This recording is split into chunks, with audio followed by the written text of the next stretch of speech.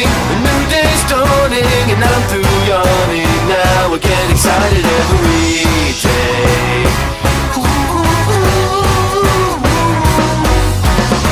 A good morning, it might be pouring, but my soul's soaring. Now I get excited every day.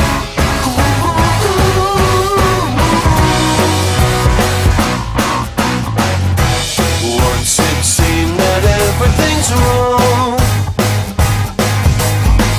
despair sinking in, spend days just sleep. Hey, what's up, guys?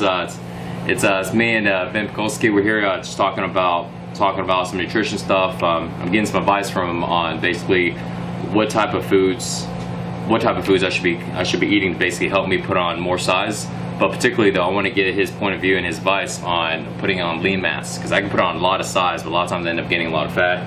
So basically, like we were talking about, man. So right now I'm about 192, give or take, sometimes 193. I want to get up to about 200 pounds and put on roughly about 5 to about 7 pounds of muscle. And as you know, I'm making videos all the time, so I still gotta stay lean. That was kind of like the challenge I was talking about. Is I haven't really found a way to be able to put on a lot of size without like losing my abs for a little while. What do you suggest is like the best way to put on 5 to 7 pounds and still keep abs? It's a lot easier than you think, man. People make it so complicated because they don't understand the basic science behind it, right? It's really, really simple, man. Yeah. Most people go, well, I want to eat junk food, or can I eat junk food, or should I eat junk food? And they think calories are calories are calorie, which is probably the most ridiculous thing I've ever heard. Yeah. If you want to gain muscle mass, you have to ensure your body is recovering, is synthesizing protein. Ultimately, right? You need to make sure you're always building up protein. You're always anabolic and not breaking down protein, catabolic. As we spoke about yesterday, it's a switch. It's either on or it's off. So you're either anabolic, building protein, or you're catabolic, breaking down protein. One or the other, right? So if you want to build muscle, you absolutely must ensure as many times a day as possible that you're igniting that anabolic switch, right? You're synthesizing, you're turning on that protein synthesis switch. So what we spoke about yesterday, you need to take it, and people go, well, how do I do that? Is it complicated? Do I need carbs to do that? No, you don't need carbs to do that. Carbs are not going to help you build muscle. Carbs do not build muscle. I don't care what anybody says, anybody thinks, carbs will never help you build muscle. The only way to build muscle is with protein. Carbs can help fuel workouts. Carbs can help you prevent protein breakdown, but carbs will never build muscle, ever. So, protein, protein, protein. Taking enough protein. You don't need massive amounts of protein at once. You need enough protein frequently to stimulate protein synthesis.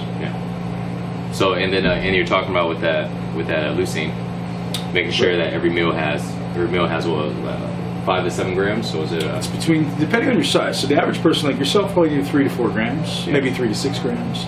For myself, I'm up around 9 grams per meal suggested. Is there like a certain type of metric for body weight, or what do you think?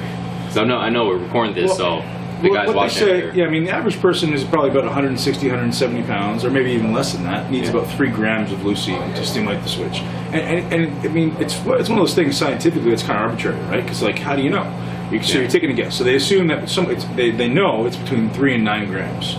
So take 5 for yourself, 5 to 6 grams. You know you're covered, right? It's not a bad thing to take a little bit extra. It's not going to hurt you. So how do we get 5 to 6 grams of leucine in your case? Well, you can either supplement with leucine. Great. You can supplement with branched chain amino acids, or you have to take in the right type of protein that has a certain amount of leucine. So the best sources of leucine are going to just be meat. Eggs are great, whey protein. The big mistake people make, and I've done this myself, is taking in vegetarian proteins. You have pea protein, hemp protein, rice proteins. They do not have, or even soy protein. It's terrible for you. They don't have enough leucine. So people are taking in 40, 50 grams of leucine or of protein, like, oh, that's what I'm going to take. I just had to switch to vegetarian protein. Awesome, but it's doing absolutely nothing to build muscle because it doesn't have the substantial amount of leucine. So either you supplement with leucine in addition to your protein powder, or add some BCAAs to it to make sure you get a leucine switch, because you do need the substrate protein there. You need the substrate amino acids, which is essentially just like a pool of aminos in your blood that must be there to ignite that switch on top of the leucine. So I guess for vegetarians, if they're eating all the different types of vegetarian protein sources, they can supplement BCAAs or just straight up leucine. Straight up leucine. But you have to make sure you have enough substrate in your system. Protein. Yeah, substrate just means like protein or amino acids floating around your blood. And so for normal guys like us that just eat regular meat, there's no really particular type of meat that's really good because they all have different amounts of leucine. So just it's been shown that egg whites or eggs and whey protein have a higher amount of leucine, so you need a less to get the actual switch. But other than that, like fish, chicken, lamb, beef, whatever it may be, all has about the same. They all say just said to have about 9% leucine, somewhere between 8 and 9%. Yeah, so I mean, eating a massive amount of protein isn't going to like ignite the switch twice. It's all just on or off.